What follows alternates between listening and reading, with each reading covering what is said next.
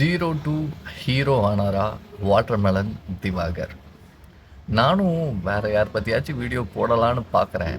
But வாட்டர்மெலனை தவிர்த்து வேற யாருமே அவங்களையே நம்மளை பார்க்க வைக்க மாட்றாங்களோன்னு தான் எனக்கு தோணுது.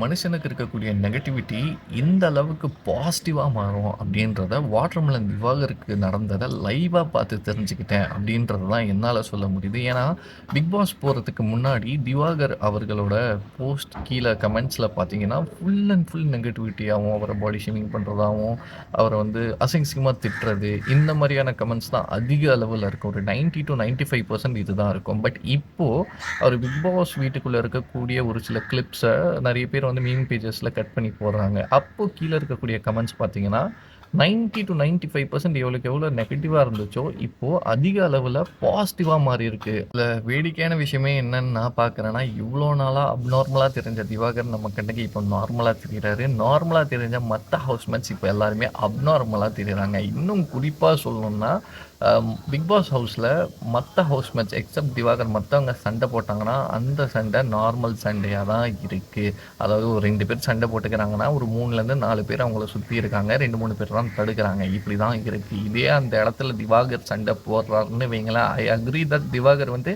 தேவையில்லாத விஷயங்களுக்கு சண்டை போடுறாரு, தேவையில்லாமல் டென்ஷன் ஆகிறாரு, இரிட்டேட் பண்ணுறாரு, இது எல்லாத்தையும் அக்செப்ட் பண்ணிக்கிறேன். ஆனால் அந்த இடத்துல திவாகருக்கும் இன்னொருத்தருக்கு மட்டும்தான் சண்டையாக இருக்கும். ஆனால் எங்கேருந்து தான் மற்ற ஹவுஸ்மேட்ஸ்லாம் வருவாங்கன்னு தெரியாது.